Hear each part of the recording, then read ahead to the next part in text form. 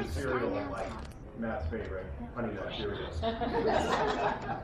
Later, I visited the Steinhaus family during their short time in St. Louis, and one of the more exciting things we did, in addition to traveling across the state to go to Kansas City to see the Kansas City Royals play, is we went to a White Castle, which some of you may be familiar with, where we had a speed eating contest to see who could eat the White Castle the fastest. I don't really know who won, but I do know who lost. It was Jim, who almost needed a Heimlich maneuver at the end of that contest. So it was when I look back on that time, it was a very carefree existence, which is exactly what I think one's childhood should be. And as I was thinking, coming here this weekend, that when I look back on my childhood, I feel like a lot of my best childhood memories were spent with Matt.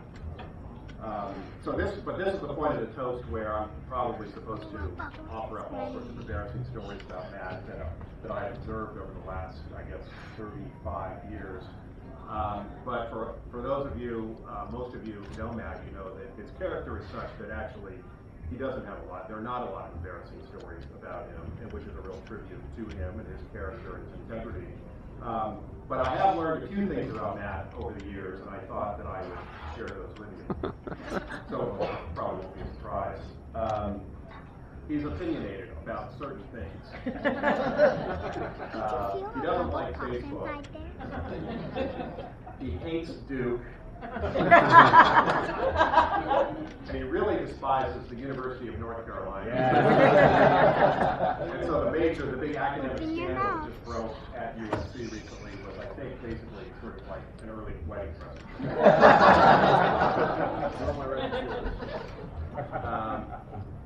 I think, as all of you know, Matt is quite humble.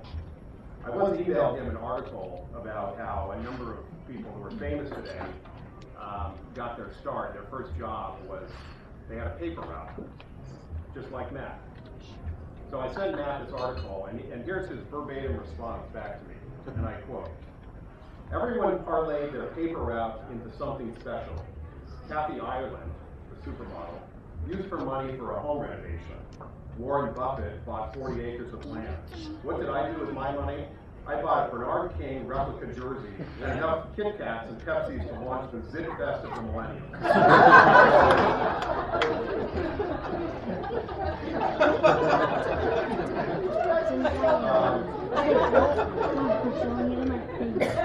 One other small little thing I learned about Matt is he's not great at deciphering song titles. We all know him as a great drummer, a mix of Neil Peart and Stuart Copeland. But I remember him as not having a great ear for the lyrics of a particular song. In 1980, some of you may recall, there was a band called M, and they had a one-hit wonder called Pop Music.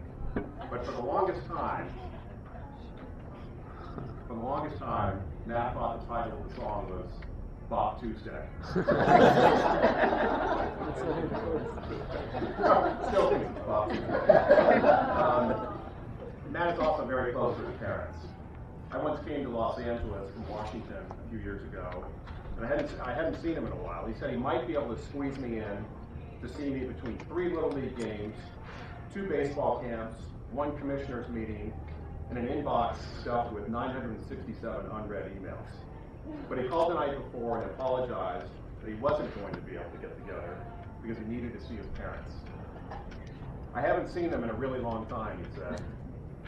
"No problem, Matt. Not to worry. But just out of curiosity, how long has it been since you've seen your parents?" "Really long," he said. "Like a week, maybe 10 days."